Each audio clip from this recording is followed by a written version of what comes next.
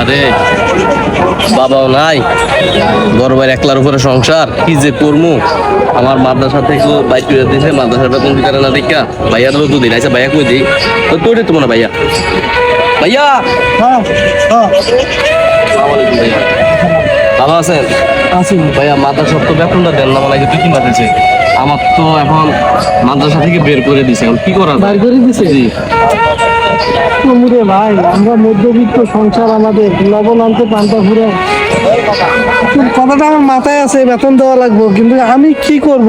আমি একজন মানুষ ইনকাম করি, সংসার চালাই, আবার বাসার খরচ, তোর মাদ্রাসার খরচ কেমনে দিমুরে ভাই? আচ্ছা তুই একটু হুজুরে বুঝাই বলিস, সামনের সপ্তাহে দেখি যদি আমি দিতে পারি বেতনটা, একটু হুজুরে বুঝাই বলিস ভাই। ভাই তুমি যদি সামনের সপ্তাহের মধ্যে না দিতে পারো আমি কিন্তু মাদ্রাসা আর করবো না ভাই, কারণ মানুষের কথা শুনে এভাবে আমি করতে পারবো না। তাহলে আমার একটা কাজে লাগাতো ভাই। ভাই বাপ মায়ের অনেক আশা আছিল তোরে একজন ভালো হুজুর বানাইবে, হাফেজ বানাইবে। ভাই ভাই তুই একটু চেষ্টা কর ভাই। ভাই আমি তো এটা যা দিয়ে তোর চেষ্টা করছি ভাই, আমরা আমরা গরিব মানুষ ভাই, একটু মাইনে নে ভাই, কিছু করার নাই ভাই। ঠিক আছে ভাই, দেখো আমি তাহলে আজকের মতো মাদ্রাসা যাই, তো দিয়ে আসবো ভাই, যাবো না। যাও। আসসালামু আলাইকুম। আসসালাম। দোয়া করেন। যাও ভাই যাও। আরে এই মধ্যবিত্ত জীবনে একটা মাত্র ভাই, আমার বাপ মায়ের অনেক বড় স্বপ্ন, সে একজন মাওলানা বানাবে তারে, কিন্তু টাকা পয়সার অভাবে আমি একটা মানুষ 500 টাকা হাজিরা দিন কাজ করি, কেমনে কি করবো বুঝতেছি না। দেখি ভাইটার জন্য যদি কিছু করতে পারি, আজকে দেখি কোনো কারো কাছে টাকা ধার পাই কি, ভাই দেখি মহাজনের কাছে যদি কিছু টাকা আনতে পারি ছোট ভাইটার জন্য। ভাই আসসালামু আলাইকুম। ওয়ালাইকুম সালাম, বলো। ভাই ওই যে আমার ছোট ভাইটা মাদ্রাসায় পড়ে, তো ওর বেতনটা দিতে পারতেছি না, কাঁদতেছে। বেতনটা দিতে পারতেছি না। তো ভাই আমার কিছু টাকা দেন, আমি ভাইটার বেতনটা দিই। টাকা দিয়ে কি করবে? ওই যে ভাইয়ের বেতন দিব স্কুলে, মাদ্রাসা। গরিবের আবার এত লেখাপড়া কিসে? কাজে লাগাই দাও, ইনকাম হইব, কাজে লাগাই দিলে তো ইনকাম হইলো।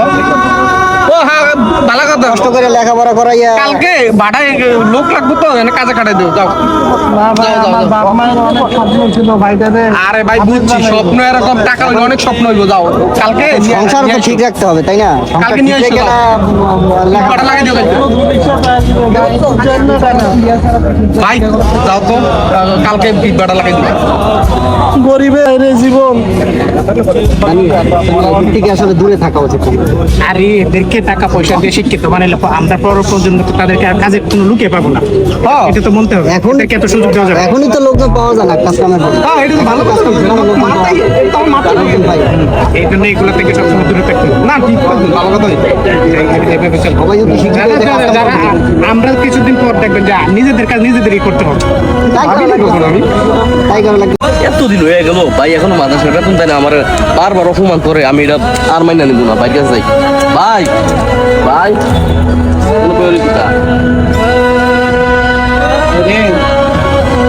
আমি যেখানে কাজ করি মহাজানের কাছে বলছিলাম, টাকা চাইছিলাম, মহাজান বলে যে গরিব মানুষের কিসের লেখাপড়া, লেখাপড়া করে কি করবে? নাউজুবিল্লাহ। ঈদের ভাড়ায় কাজ করতে লাগাই দিতে বলে, কি করবো রে ভাই, টাকা ম্যানেজ করতে পারি রে ভাই। থাক ভাই, কান্দেন না, কান্দার দরকার নাই, আমি দিচ্ছি। ওই যে শক্ত হন, এখানে কান্দার কোনো ইয়া নেই।